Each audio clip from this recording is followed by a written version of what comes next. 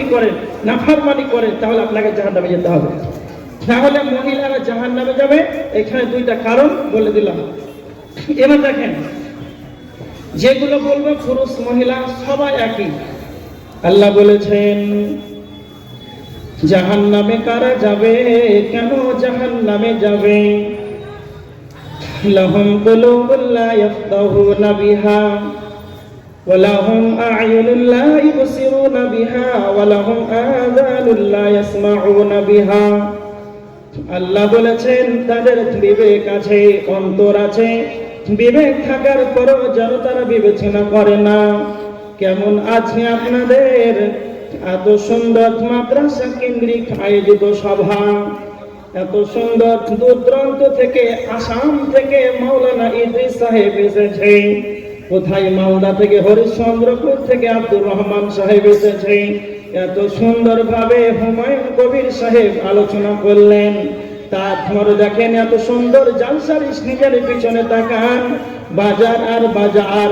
বিশ্বনবী বলেছেন, বুখারী মুসলিমের হাদিস, মুসলিম শরীফের 1414 নম্বর হাদিস, আল্লাহর নবী বলেছেন ওয়াবগাদুল বিলাদ ইলাল্লাহি আসওয়াকুহা, আল্লাহর নিকটে সবচাইতে নোংরা অপছন্দনীয় জায়গা হলো বাজার। আর মুসলমানকে দেখে বাজারে যেন পা ফেলার যেন কোনো রকম জায়গা নাই, এত সুন্দর সবাই এখানে যেন তাকে ভালো লাগে না। তার মানে আল্লাহ এটাই বলছেন, যাদের বিবেক আছে, আর বিবেক থাকার পরও যেন তারা বিবেচনা করে না কোনটা ভালো কোনটা মন্দ, তারা বোঝার চেষ্টা করে না। দেখার পরও দেখে না, চক্ষু দিয়েছে, তাদের কর্ণ আছে, কর্ণ থাকার পরও যেন তারা শুনে না। তারপরে আমার আল্লাহ সুবহানাহু ওয়া তাআলা বলেছেন সূরা নাহরের 2 নম্বর আয়াতের ভিতরে আল্লাহ বলেছেন ইন্না খালাকনাল ইনসানা মিন নুতফাতিন আমশাজিন নাবতালাইহি ফাজআলনাহু সামিআন বাসীরা। আল্লাহ বলেছেন আমি মানুষকে সৃষ্টি করেছি, আর সৃষ্টি করার পর আমি তাকে পরীক্ষা করব, আর আমি পরীক্ষা শুরু তাদেরকে কর্ণ দিলাম, চক্ষু দিলাম, শ্রবণ শক্তি দিলাম তাদেরকে দেখার জন্য, শ্রবণ শক্তি দিলাম শোনার জন্য, চক্ষু দিলাম দেখার জন্য। এত কিছু দেওয়ার পর তাফসীর ইবনে কাসির তিনি লিখেছেন আল্লাহ মানুষকে বিবেক দিয়েছেন, চক্ষু দিয়েছেন, কর্ণ দিয়েছেন কেন? এইগুলো দেওয়ার কারণ হলো হিদায়াতের কারণ। তোমার রবকে তুমি খুঁজে পাবে না কেন? আল্লাহ তোমাকে বিবেক দিয়েছে, চেতনা দিয়েছে, জ্ঞান দিয়েছে, এত কিছু দেওয়ার পর তুমি তোমার রবকে সাজদা না করো, তোমার রবকে না মানো, তাহলে তোমার মতন হতভাগা আর কেউ নাই। তো আমার আল্লাহ বলেছেন বিবেক, চক্ষু, কর্ম এগুলো শেষ নয়। সূরা দাহারের 3 নম্বর আয়াতের ভিতরে আল্লাহ বলেছেন ইন্না হাদাইনাহুস সাবিলা, আমি তাদেরকে পথ দেখিয়ে দিয়েছি।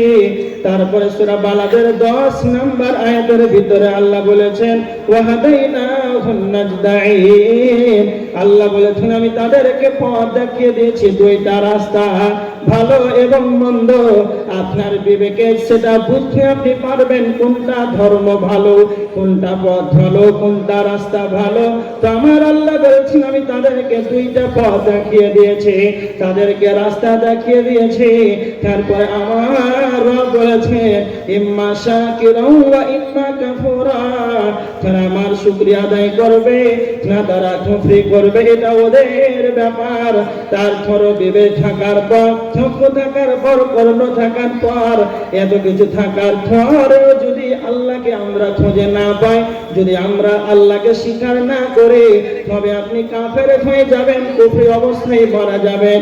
তো আমার আল্লাহ বলেছেন যারা এইরকম ভাবে বিবেক পাওয়ার পর, চক্ষু পাওয়ার পর, কর্ণ পাওয়ার পর, এত কিছু পাওয়ার পর, রাস্তা পাওয়ার পর, যুগে যুগে নবী রাসূল আল্লাহ পাঠিয়ে দিয়েছেন, কোরআন পাঠিয়ে দিয়েছেন, এরপরে যদি আমরা আল্লাহকে স্বীকার না করি তো আমার আল্লাহ বলেছেন ইন্না আ'তাদনা লিল কাফিরিনা, আল্লাহ বলেছেন আমি কাফেরদের জন্য প্রস্তুত করে রেখেছি, তৈয়ার করে রেখেছি সালাসিলা ওয়া আগলালা, শিকল এবং বেড়ি, ওয়া সাইরা এবং জাহান্নামের দরদনাক আযাব, জাহান্নামের ভয়ানক কঠিন শাস্তিকে আমি আল্লাহ কাফেরদের জন্য প্রস্তুত করে রেখেছি।